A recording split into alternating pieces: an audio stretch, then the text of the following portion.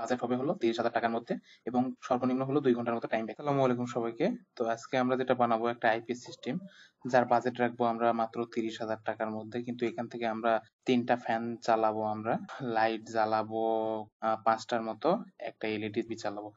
বলতে গেলে একটা ছোট ফ্যামিলির জন্য যা লাগে আর কি তা চালাবো।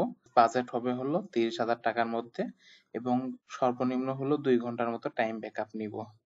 তো আর কথা না বাড়াই চলেন কিভাবে কি করলে আমরা এটা পাবো সেটা আপনাদের দেখাইতেছি। কোন আইপিএস বা কোন ব্যাটারি কিনলে, কত এম্পিয়ারের ব্যাটারি কিনলে এই ব্যাকআপ পাবো বা এই বাজেট রেঞ্জের মধ্যে হবে সেটা আমি আপনাদের দেখাইতেছি। দেখেন, একটা ফ্যান আমরা জানি যে ফ্যান 80 ওয়াট, আমরা জানি কি একটা ফ্যান 80 ওয়াট, 3টা ফ্যান 240 ওয়াট। আর লাইট আমরা যেহেতু এনার্জি সেভিং লাইট গুলা ইউজ করি, সাধারণত 20 থেকে 30 ওয়াটের মধ্যেই হয়, আর বেশি হয় না। তো 30 ওয়াট লাইট ধরলাম, 30 ওয়াট লাইট ধরলাম 5 পিস, তাহলে 30 ওয়াট লাইট 5 পিস ধরলে 150 ওয়াট। হ্যাঁ, তাহলে আমাদের টিভি, এলইডি টিভি সাধারণত 50 ওয়াটের মতো হয়ে থাকে। তো আমরা একটা এলইডি টিভি নিলাম 50 ওয়াট, তাহলে আমাদের টোটাল লোড যেটা হবে দাঁড়াবে 440 ওয়াট দাঁড়ালো। কিন্তু এখানে একটা কারণ আছে যে এই 440 ওয়াটের যে আইপিএস কিনবো তা কিন্তু না, এখানে কিছু ম্যাটার আছে। যেমন আমাদের স্টার্টিং কারেন্ট বলে একটা জিনিস আছে, যে কোনো ডিভাইস স্টার্ট হতে যে একটু পরিমাণে বেশি কারেন্ট খায়, সেই স্টার্টিং কারেন্টটা আমাদের বিবেচনায় রেখে আমাদের জিনিসের ডিজাইন করতে হবে। স্টার্টিং কারেন্টটা কিভাবে আমরা ক্যালকুলেশন করব সেটা আমি আপনাদের দেখাইতেছি। দেখেন, স্টার্টিং কারেন্টের মান হলো 1.25। হ্যাঁ, তাহলে দেখেন আমরা এই 440 ওয়াট, এই যে 440 ওয়াট যেটা ছিল, 440 ওয়াটকে যদি 1.25 দিয়ে গুণ দিই তাহলে দাঁড়ালো কি 550 ওয়াট। তো 550 ওয়াটের জন্য আমরা কি আইপিএস নিব, কি আইপিএস সিস্টেম নিব সেটা আমি আপনাদের দেখাবো। তো আপনাদের আমি দেখাই দিচ্ছি এই যে এই আইপিএসটা, এটার দাম এখন আপাতত 14,500 থেকে 15,000 টাকার মধ্যে পাবেন বাজারে। আমি কিন্তু এর কোনো স্পন্সরশিপও নেইনি, কিছুই পাইনি। দ্যাটস যাতে আপনাদের বাজেট ফ্রেন্ডলি হয় সেই জন্য আমি আপনাদের দেখাইতেছি। তো দেখেন, লুমিনাসের জেলিও পিওর সাইন ওয়েভ, এতে আপনাদের ডিভাইসও নষ্ট হবে না। আর পিওর সাইন ওয়েভ কেন প্রয়োজন সেই ভিডিও আমি লিংক ডেসক্রিপশনে দিয়ে দিয়ে দেওয়ার চেষ্টা করব, আপনারা ওখান থেকে দেখে দেখে নেবেন। তো এই লুমিনাসের যে এই আইপিএস টা ইউজ করব। তো এই 900 VA সমান সমান 720 ওয়াট। তো 900 VA আইপিএস টাকে 1 VA সমান সমান কত ওয়াট, এটা কিভাবে বের করতে হয় তার জন্য একটা সিম্পল ক্যালকুলেশন আমি বুঝাই দিয়ে রাখছি যে 1 VA সমান সমান কত ওয়াট। সেটা আমার প্লে লিস্টে আছে, আপনারা দেখে নিতে পারেন, সমস্যা নেই। তো আমরা যেটা করব এখন, দেখেন পিএসটাকে ক্যালকুলেশন করে আমরা দেখবো যে কি কি মানের ব্যাটারি লাগালে এবং আমাদের বাজেট ফ্রেন্ডলি হলে আমরা 2 ঘন্টা ব্যাকআপ নিতে পারবো, সেই ক্যালকুলেশনটাই করব আমরা। আমরা এখানে জাস্ট তেমন কোনো সূত্র নেইনি, পাওয়ারের সূত্রটা নিছি, পি সমান সমান ভিআই, জাস্ট আই টাইপার পার করে দিচ্ছি, তাহলে পি ভাগ ভি।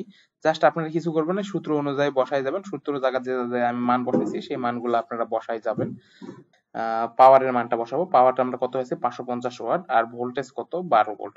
যেহেতু আমরা 12 ভোল্টের ব্যাটারি ইউজ করব, একটা ব্যাটারি ইউজ করব, সেহেতু আমাদের বাজেটের ক্ষেত্রে খেয়াল রেখে ব্যাটারি ভোল্টেজ 12 ধরছি, কারণ একটা ব্যাটারি সাধারণত 12 ভোল্টেরই হয়ে থাকে। যখন আমাদের ওয়াটেজ বেশি হবে তখন দুইটা ব্যাটারি 24 ভোল্ট, এদিকে আর না যাই।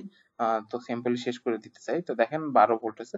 তো এই ক্যালকুলেশনে আমরা যেটা পাইছি, 550 ওয়াটকে 12 দ্বারা ভাগ করলে 45 এম্পিয়ার, মানে যে সিস্টেমটা আমাদের প্রতি মুহূর্তে চলতে 45 এম্পিয়ার কারেন্ট দিতে হবে বা 45 এম্পিয়ার কারেন্ট সবসময় লাগবে এই সিস্টেমে চলতে। তাহলে এখন আমাদের বের করতে হবে ব্যাটারি ব্যাকআপ টাইম ক্যালকুলেশন। এই ব্যাটারিটা আমরা ইউজ করব। তো এই ব্যাটারিটার এম্পিয়ার রেটিং হলো 100, কারণ এই বাজেট রেঞ্জে আমরা 100 এম্পিয়ারের উপর ব্যাটারি কোনো ইউজ করতে পারবো না, দ্যাটস ওয়াই আমরা 100 এম্পিয়ার একটা ব্যাটারি নিলাম। তো দেখেন, আমরা এখন বের করবো ব্যাটারি ব্যাকআপ টাইম ক্যালকুলেশন। তো ব্যাটারি ব্যাকআপ টাইম কিভাবে ক্যালকুলেশন করতে হয় সেটা আমি আপনাদের দেখাইতেছি। তো এটা তেমন কিছু না, সিম্পল। দেখেন এখানে এম্পিয়ার আওয়ার ভাগ এম্পিয়ার। হ্যাঁ, তো ব্যাটারি এম্পিয়ার আওয়ার আমরা কত নিছি, 200 এম্পিয়ার আওয়ারের একটা ব্যাটারি নিছি, তাহলে 200 এম্পিয়ার আওয়ার এখানে উপরে 200 বসাই দিব, আর এম্পিয়ারের জায়গাতে 45টা বসাই দিব।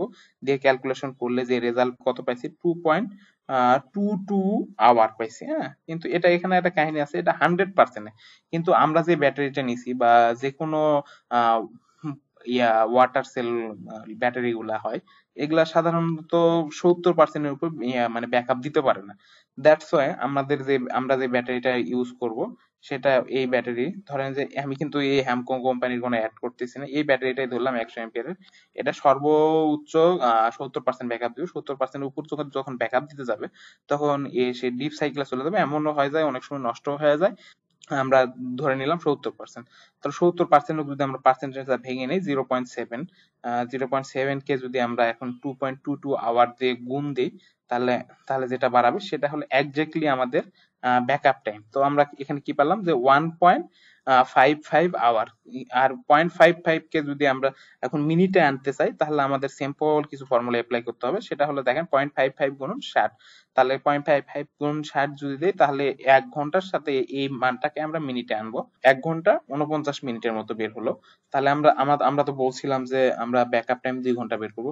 হ্যাঁ, এখানে 2 ঘন্টায় আসবে, কিন্তু আপনার তো সবসময় তিনটা ফ্যান আর 5টা লাইট তো সবসময় জ্বালাবেন না। অনেক সময় দেখা যায় যে 2টা লাইট জ্বলতেছে, 2টা ফ্যান জ্বলতেছে, একটা ফ্যান চলবে। সেই ক্ষেত্রে আপনারা 2 ঘন্টার উপরও ব্যাকআপ পাইতে পারেন এটার থেকে। তো এইটাই হলো ফর্মুলা। এই বাজেট রেঞ্জে এর থেকে বেশি কিছু করা যায় না। তো এখানে আমরা আইপিএস যেটা নিছি সেটার দাম পড়লো হলো, আমাদের লুমিনাসে যে আইপিএসটা নিছি আমরা সেটার দাম পড়লো 14,000 টাকা। আর ব্যাটারি নিছি 100 এর যে কোনো একটা ব্যাটারি আপনারা চুজ করতে পারেন। সেটার দাম পড়বে হলো সর্বোচ্চ হলে 15,000 টাকা, 14,000 থেকে 15,000 টাকা। তাহলে টোটাল কস্ট আমাদের দাঁড়ালো হলো 29,000 টাকা। তাহলে এই হলো আমাদের টোটাল কস্ট।